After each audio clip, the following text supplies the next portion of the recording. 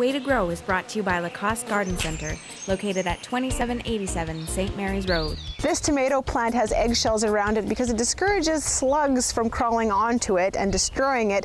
I'm Laura Ravey. Welcome to Shaw TV's Way to Grow. This is gardening expert Dwayne Friesen. We're in our garden. This is the Way to Grow garden. We're taking you through step by step. Last week we were talking about pests and ways to discourage them.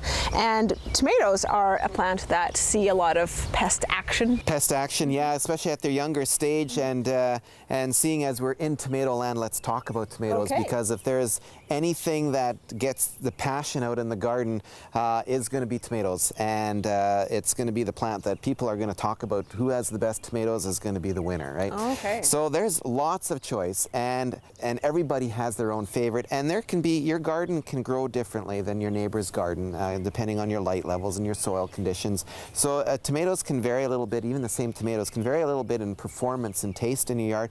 But we've got an example of some here, and later on in the summer we'll have a feast. We're going to go all out on our tomatoes once they're ready to harvest and eat, and we'll maybe talk about some of the differences that come up then, or if we notice them. And show you that there's more tomatoes than just the ones you find in your grocery store. You know, for people who don't garden at all, there are tons of varieties of tomatoes, not just the three that you see, you know? No, not just the three. And so we've got a representation here of some heirloom or heritage styles, and those are tomatoes that are represented as the open pollinated, meaning they're not crossbred, they're just open pollinated. And they're the old, more original varieties that we'll have seen back, you know, dating back to the 20s. And we've got a few varieties of those growing here. And then we've got your hybrids, like the one I'm holding here, Bush Champion, that will have its differences. I'll illustrate a bit. And then we've got some of the grape and cherry tomatoes. And so we have a good variety here, so we can show our viewers sort of what can grow. We're into June now, so if you also find yourself late in the planting season, tomatoes are very unique in that they can root all along the stem here. All of those little nodes there can develop roots, so that if you get a taller tomato, you can plant it not necessarily deeper, but you can lie it down in the ground and then bend it up, so that this now will all be your rooting zone on it. You don't want to plant it deeper because you can still suffocate it. So if you find yourself at this time of year, you're desperate for tomatoes, want to get them going, and you got something taller, don't be discouraged by that. You can actually get a good or even better tomato because of that. And I'll just illustrate very quickly the planting of this here, and we'll just go down into the ground here. Sure. Kind of started to get a hole pre-dug here already. But it's not so much the hole that you're going to be doing, but maybe more of a trench. Okay. So we're going to be going a little bit shallower, and then we're going to be bending it up, getting the soil in around there, just bending it up, and we'll have to use a stake then to help support it initially with that bend. So how far can you bend it before you risk breaking it? Or? Well, it's young and supple. And I was young and supple at one point. You wouldn't bend me like that, but this tomato plant you still can do that with. And so just, you know, don't snap it. But you can do easily a 90-degree angle on it and bring it up. Later on we can just tie that up on there. But now we've got a root system, extended the stem by that much, another 3 inches. That'll all start to root, and root system is the key to everything. You have a good root system, you'll have a great plant. Now this was a Bush Champion, and this is one of my favorite tomatoes. It's very disease resistant to things like the blights that you have that can attack the plants, where you see that blackness forming on the leaves and gradually works its way up. The Bush Champion is a really good one for resisting that, and it gives you a medium-sized nice tomato, nice slicer tomato. I love the Bush Champion. That's my personal favorite. So this is an heirloom? This is an heirloom variety here, heritage tomato, and this one is called Lata. And with the Lata, it's a very early one. Everyone wants the first tomato on the block. Lata is very, very early, bright red fruit, round fruit, and it's only going to be about 2 inches. So it's not huge, but it's early. Give you something to get you going until the other ones come around. Alrighty. Here we've got Marisol Gold. This one here, and this is going to be, it's a German tomato, and it's a bicolor, so it's going to look an orangey gold, and you cut open the meat, it's going to have flecks of red in it, so it's marbled. Beautiful. So it gives you a nice look, but very, very meaty, very juicy, and lots of flavor. And that's what you'll find with the heritage tomatoes, is that there's usually a bit more flavor coming out in them because of, through the breeding with the new varieties, to get characteristics that they want. Sometimes this taste is sacrificed. So with the heritage ones, you get that flavor, but you don't get the disease resistance in some cases. You may not not get the productivity. So there's going to be something that you're giving up with that. Okay. Okay.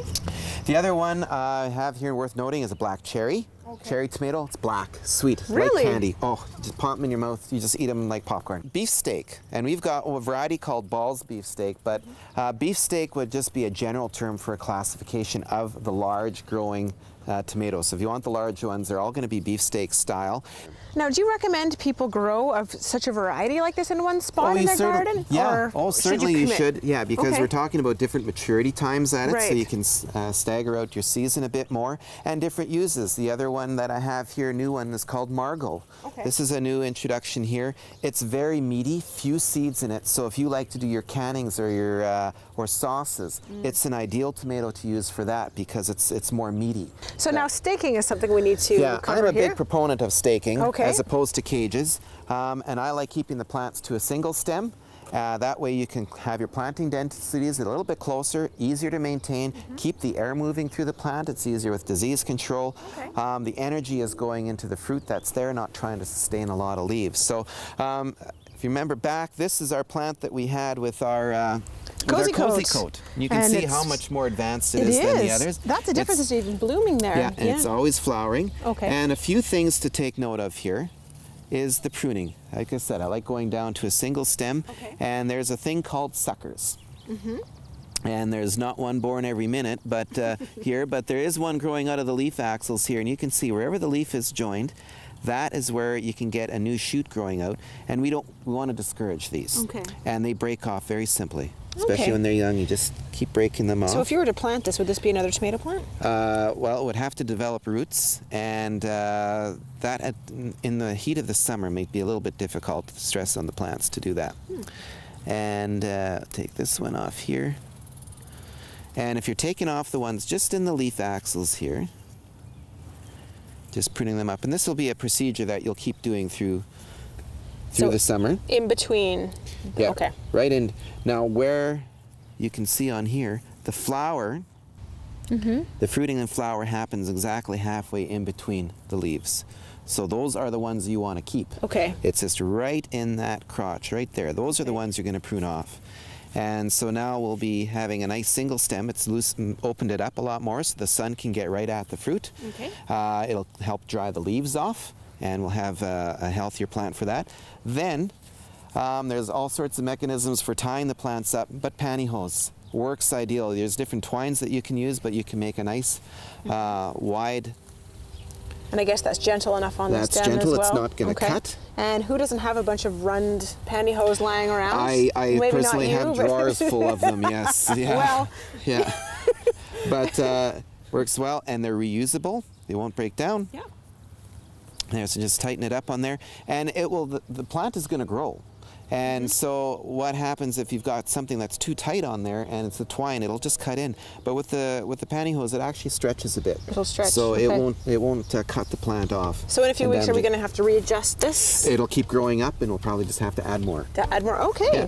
And that's going to be what you need to grow to have a great tomato. Okay. And awesome. so come August, we'll have our feast. I'm excited. Yes. Thank you.